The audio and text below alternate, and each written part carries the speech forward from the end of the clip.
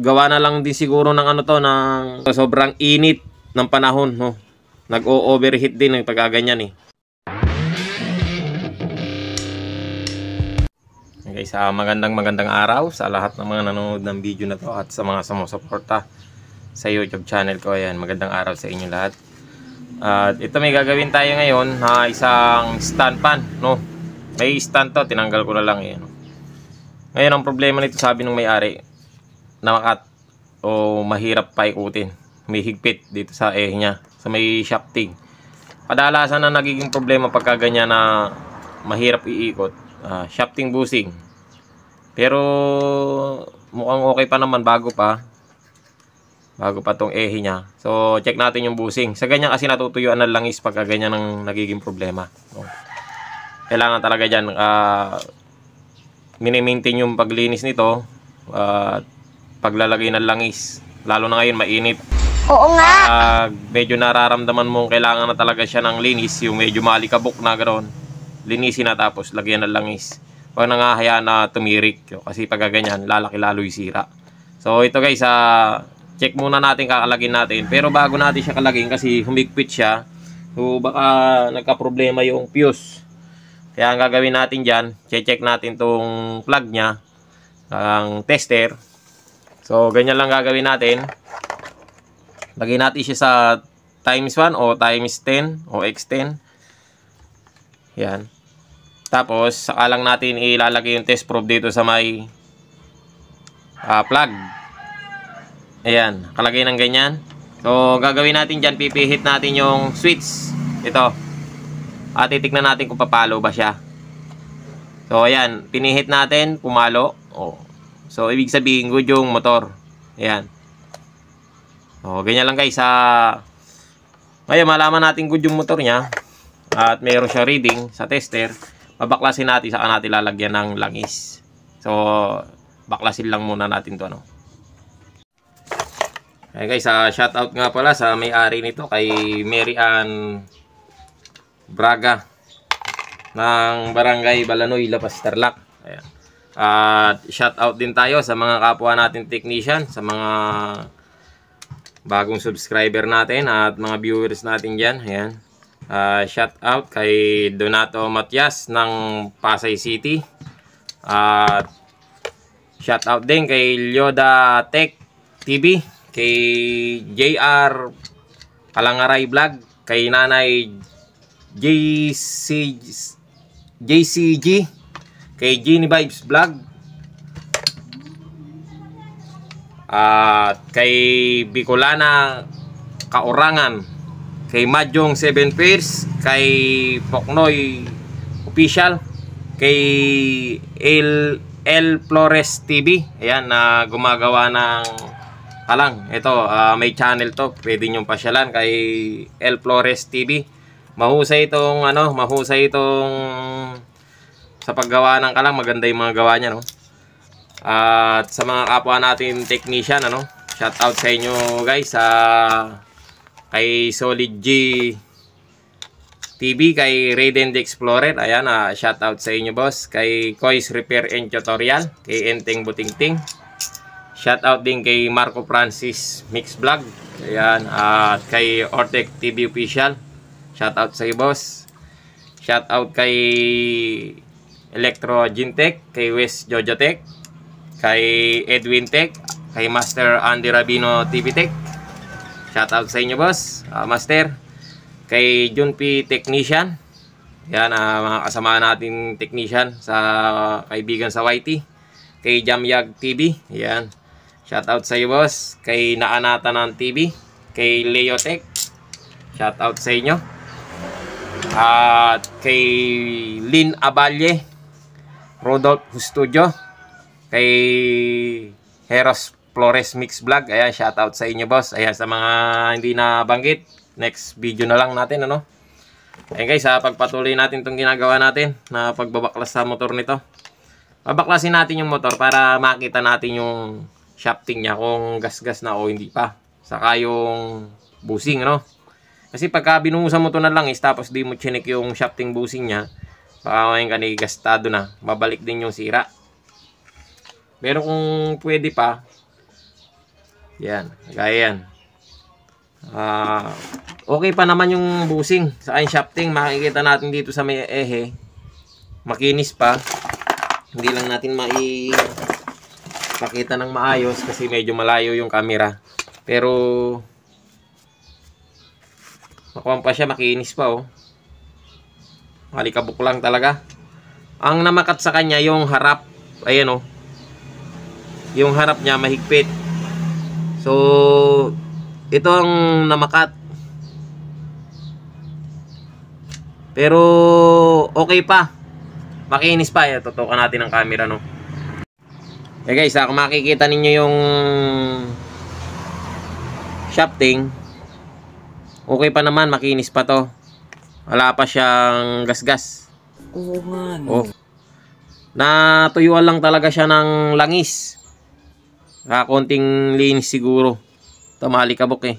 Ayan, tuyo nga talaga yung langis niya oh. Kung mapapansin ninyo yung langis, tuyo talaga. Ala na talaga yung langis. Ulit-ulit na naman eh. Ang gagawin natin dito, pakakadami na natin yung langis niya para masipsip mabuti ng foam. Okay naman eh, kaya lang natuyo. Siguro, gawa na lang din siguro ng ano to, ng sobrang tawag dito, sobrang init ng panahon, no? Nag-o-overheat din ng pagkaganyan eh. So, sobrang init na lang siguro, kaya ganyan.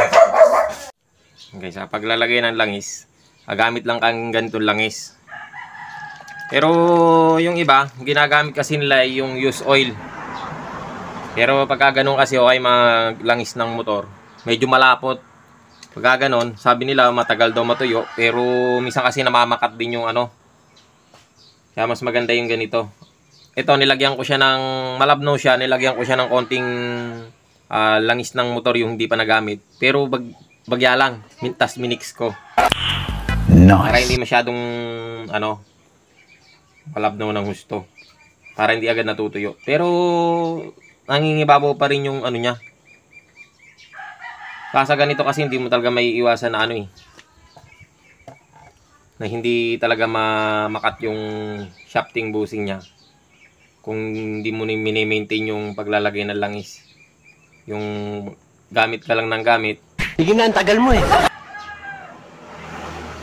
Yun. Bagay yung iba kasi hindi naman din nila alam kung paano no, ang paglalagay ng langis. Marami nang nakakaalam niya. Papatakan mo lang siya sa loob. Meron kasi ano to, pinaka maintenance yung foam.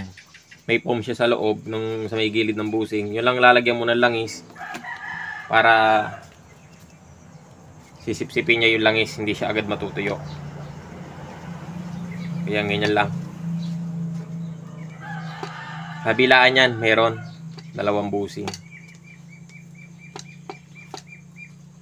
Yan.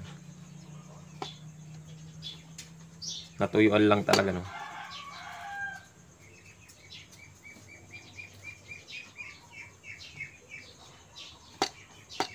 Ginagawa mo.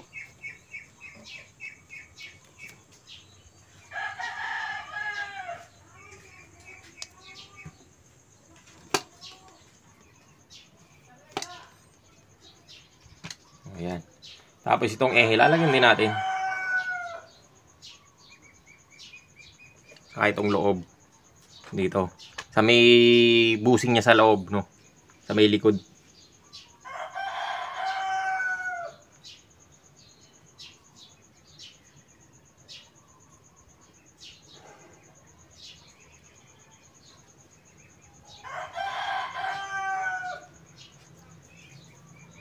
Yan. Yung iba kasi nagtitipid na maglagay ng langis, patak-patak, ilang patak lang. Ay, iba na yun. Pwede na. Kung pwede yun, gagana naman, kaya lang di rin tatagal kasi nga, konti natutuyo agad. Hindi, wow. Kaya mas maganda yung dadagdagan mo siya. Ayan. Ngayon pwede na natin siyang ibalik sa dati.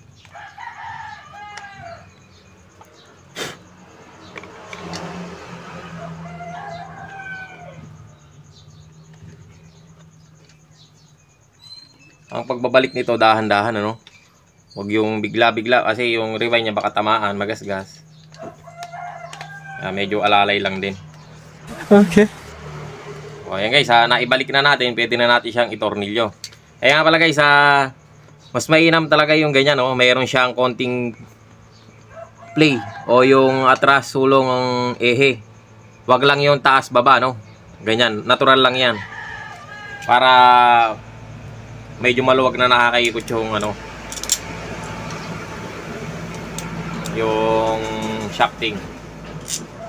Kaysa sa saktong-sakto lang. Kasi pag saktong-sakto lang siya, pag saktong-sakto lang yung nilagay nyo, kagaya nito, halimbawa kagayan. Bibigyan ko ng tips sa inyo, no, sa mga, lalo na sa mga baguhan pa lang na nagre-repair at hindi pa alam yung mga ganito. Pag ito, may mga spacer kasi yan dito, mga washer. Meron niya mga ganito. Yan. Kulay itim. O sa ganito, yung plastic. Yan. Kapag sumobra sa spacer at ala siyang play yung atras sulong, yung hindi mo na atras sulong, saktong-sakto lang na umiikot itong pinaka ano niya.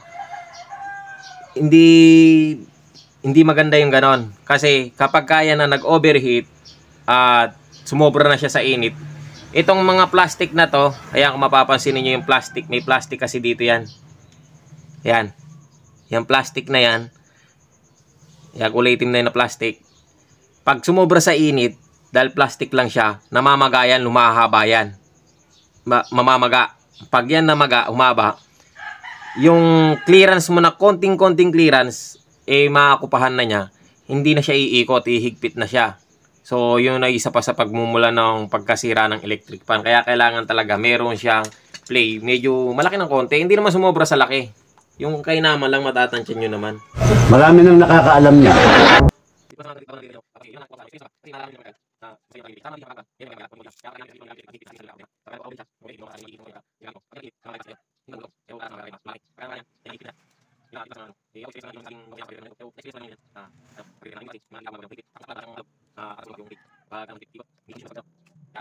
O, ngayon nahigpitan na natin yung tornilyo. Medyo mahigpit pang paikutin, pero meron naman siyang ano, play, no? Kaya lang medyo mahigpit. Ang gagawin nyo lang dyan, pupukpukin nyo lang tong gilid, no? Yan, pukpukin mo lang na ganon, madali na siyang paikutin. Gaya ito. Yan. Madali na siyang paikutin.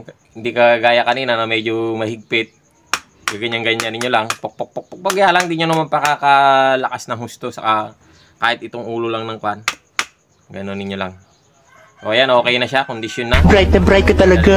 Ikutin. So, pwede na natin siyang higpitan ng husto.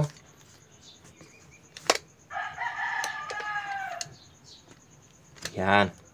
O, ganyan lang ang pagre-repair ng electric fan. Madali lang naman.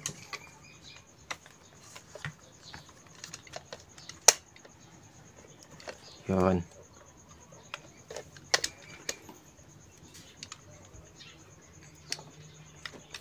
Yan. Okay na.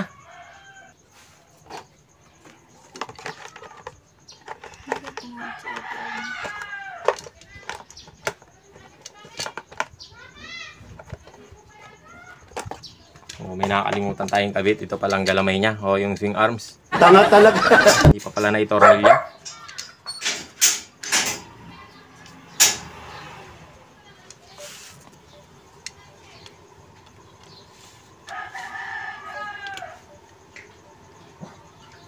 O, yan. Hindi natin siyang lagay yung takip.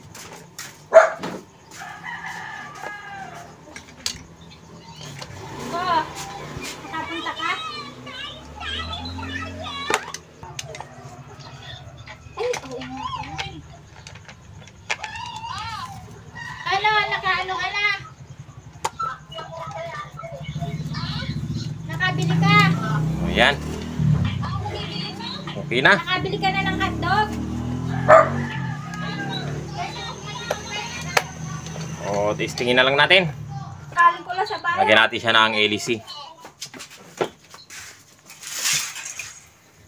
Magagaling ko Oh, lang sa bahay. ang LEC nito malaki eh.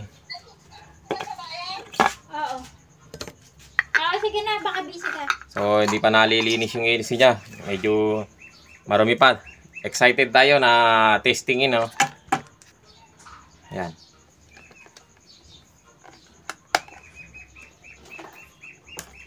So, saksak lang natin para malaman natin kung aandar ba. Iyon. Naka number 3.